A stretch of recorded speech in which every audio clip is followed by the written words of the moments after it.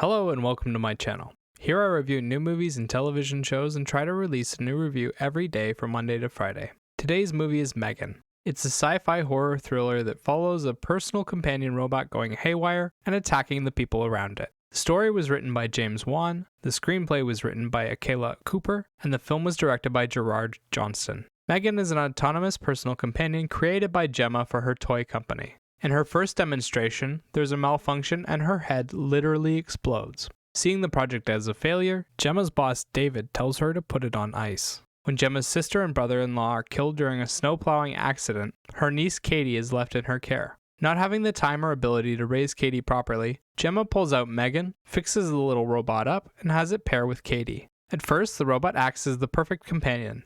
It plays with Katie and helps her process the trauma of losing her parents. When a neighbor's dog accidentally bites Katie and nothing can be done about it, M3gan's code updates itself with new behavior, and the robot takes on a life of its own. Following in the footsteps of films like 2001 and Planet of the Apes, M3gan is about humans creating something they can't control, that has horrific unintended consequences, and that teaches us not to play God with science. The movie's biggest draw is the robot M3gan. She's voiced by Jenna Davis and physically portrayed by Amy Donald.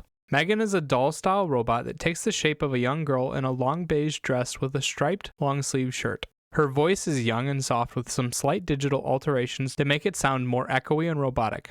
M3gan moves like a robot, in rigid and linear ways, until she goes haywire. After that, she sometimes moves like a spider crawling along the ground or rising up from the earth like a zombie. For the first half of the movie, she's just a creepy doll that appears eerily human. She freaks people out but doesn't actually do anything harmful.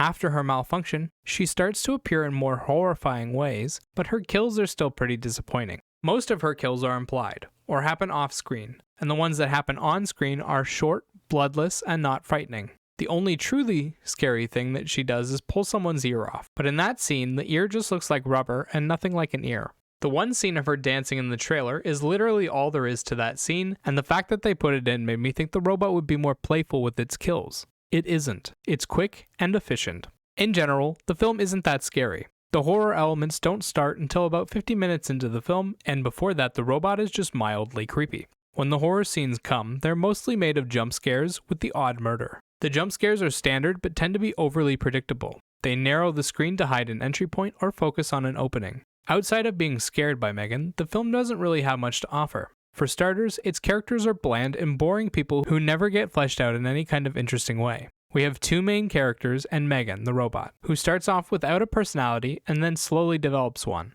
Gemma is the lead and the person we spend most of the film with. She is a bit of a mad scientist who doesn't seem to really care about her niece and obsesses over her work. She's irresponsible with Katie and over-relies on technology to a fault.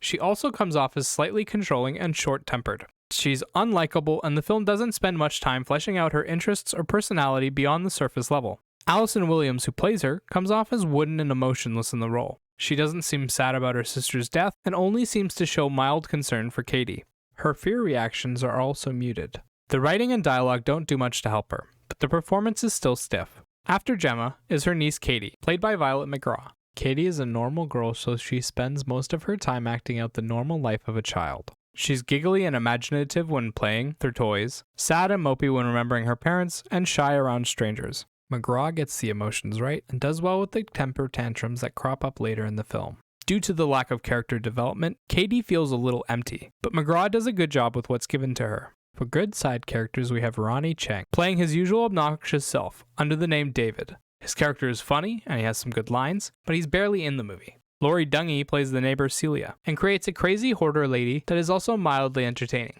The story uses a lot of tropes and cliches, and wastes a lot of time doing it. The whole robot protector that takes things too far is so overdone that even spoof shows like Robot Chicken and Rick and Morty have skits making fun of it. M3gan doesn't add anything to the tropes, or try to reinvent them in any way, and it doesn't even do them as well as the original. The film also wastes a lot of time on faux ads. It has one for both the fur baby that Katie originally plays with and the knockoff version, and 2 ads for M3gan. It's excessive, these scenes are annoying after the first one, and they don't add anything to the story. The visuals are pretty standard, and the soundtrack is too. It makes use of simple tension tracks and loud noises to make the jump scares work, and it has a few pop songs worked into the dialogue so that we can see the M3gan robot sing them with her voice modulation.